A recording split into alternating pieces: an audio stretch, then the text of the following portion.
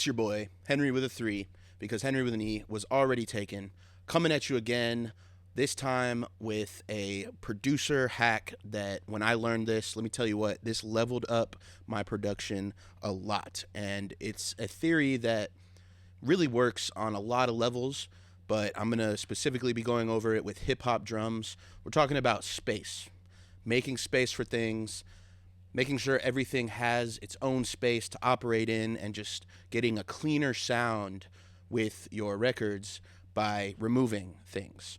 It's the Rick Rubin adding by taking away, and it's very powerful. Hit the button cause I'm trying to get my subs up. I know you feeling this, so hit it with a thumbs up. Today's black t-shirt is GMB Dinero. My boys KG, GMB, and Desi Dinero linked together for a 4-song EP. It's on all streaming platforms. Go check it out. And today's TV background is fish and turtles and whatnot, because when you make space for things, it can flow a lot easier, like water. Yeah, I pulled that one off. Let's go ahead and jump in. I've got the drums from this beat isolated.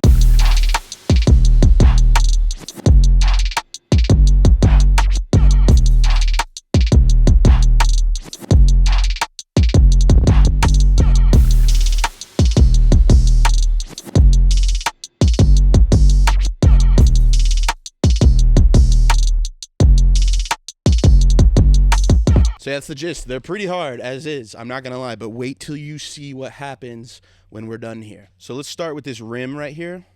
We're kind of using it as our snare / clap. And contrary to popular belief, you don't have to put your clap, snare, rim on every single 3. I know it's a nice natural spot for it, but you can skip a 3 every once in a while. You can put it on a 4. You could try it on a 2.5. Experiment a little bit. But we're doing a less is more kind of thing. So we're going to figure out some of these rims that we can take out. And the real hack here is looking at all your audio and seeing where there's multiple things hitting at once. Whenever you have 2, 3, 4, 10 things hitting at one time, it's hard to hear just one of those things. So I'm going to look where there's other stuff going on in the drums and see if we can drop some of these rims out. 1 hour later. So I took a lot of them out. The second one here, I saw there was a hi-hat roll right there, so we didn't need it. This fourth one, we have the vinyl scratch going on right there. So I took that one out. And this one at the end, I have a little open hat kind of sound here. So I'm just looking at where I have other sounds playing, and I'm taking out the rims where I feel like they're not needed.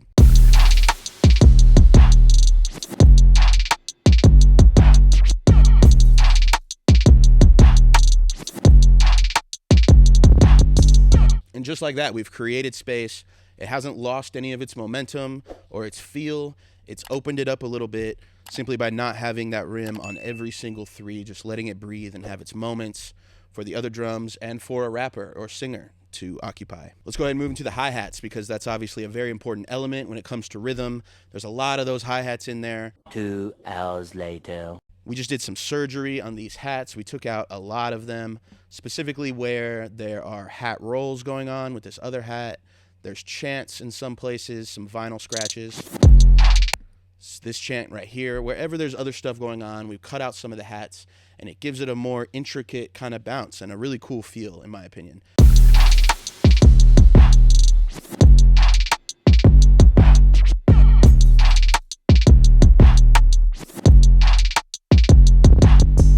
And we cut out less on the second part just to have a little variation. It feels like it picks up a little bit. So I decided, because we have this Luger chant right here, that we don't need the first rolls out of these little double roll guys really anywhere. I left them on this second part because I have the chants taken out.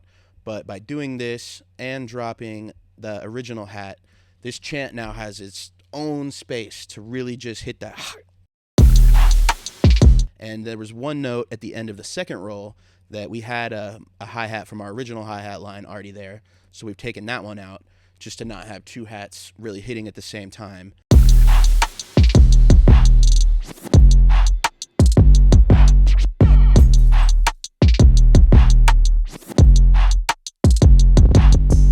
Speaking of the chants, they feel a little heavy right now. Let's see if we can reduce like our man Rick Rubin would do. 3 hours later. So we've taken out every other chant here. We really like the first ones, because we've created a space where they can hit by themselves and they poke out and they shine through. These hit on top of an 808 and a kick hit. They weren't really necessary. I like how it sounds now. You'll hear where these chants were. There's 808 and kicks that hit by themselves now, and those really kind of shine through now that we've opened that space up.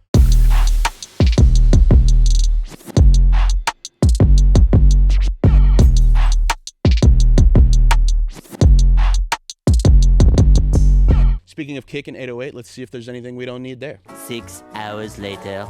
So I actually like the spacing that we originally had with the low end, but one thing we did was take out some of these last notes in favor of a reverse 808. So instead of another big hit at the very end of the phrase, we have kind of a swoop back into the next one that's a little less jarring and makes for more space, more happy fun times for everybody.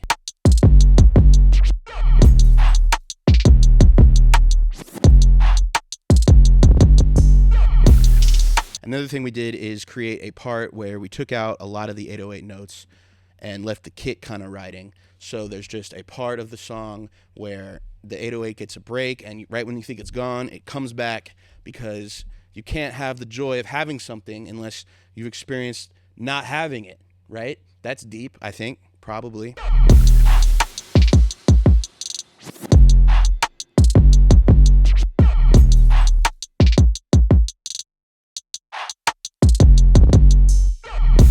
One thing I noticed is this little ting here at the end kind of doesn't have space for it. I like the last 808 note having its moment there, so we're just going to take that out altogether. And looking at that same little turnaround spot, we have this same little go kind of chant at the end of every couple bars. And we probably don't need it that much, and I think that point and its corresponding spot over here would be a good spot to just have nothing right there, you know? We could just have a little pause where nothing's going on. There's probably going to be a rapper there anyway, so leave some space open. That's nice. I like it. And while we're on the subject of overusing things, I have these great little vinyl sounds in here. I'm sure you've heard, but they kind of are going through the whole thing right now, and we probably don't need them going through the whole thing because they're just that much more special when you don't use them as much. You're anticipating them coming. You can't wait for them to hit. So if you just give the kids cake all the time, they're not going to appreciate cake anymore, right? You got to be sparing with your sugar.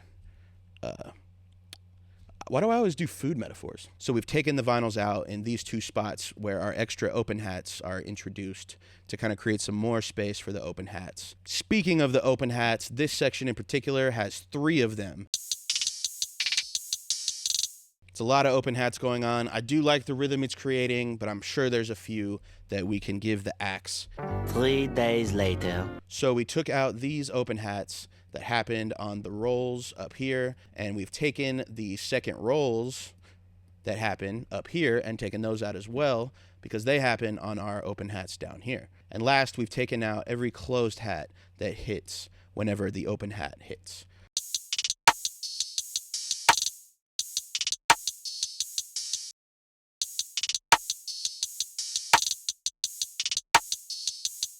The last thing I would recommend is having parts where all the drums drop out for a second, 2 seconds, whatever you're feeling, because it's nice to create space for every other drum, but it's also nice to create space for the entire record.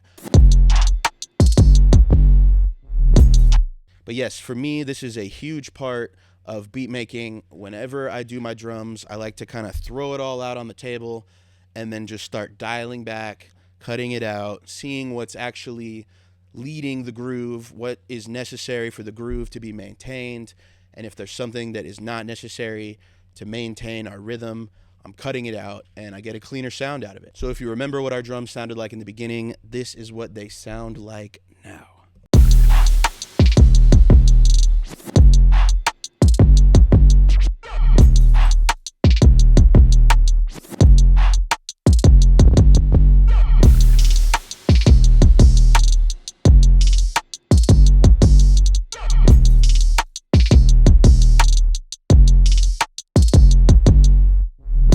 All you need is some melodies, and this beat is donezo. Whoa, whoa, here we go. Okay, I'm coming in like this. I said I got this shit. I got it on my back because I'm using the space now. We cutting things out now. How? We chopping it up, hey. We don't need that, no way. Create some space in your drums. You'll be happy you did. I hope this video was helpful. Please like, please comment, please subscribe, do all the fun stuff so that I can meet my goals, because that's all we're doing, right? We're setting goals and we're crushing them. So you can help out with mine by doing the things. And until next time, 3 out. I'm on the tube, yeah. I'm on the tube, whoa. I'm on the tube, yeah. I'm on the tube, whoa.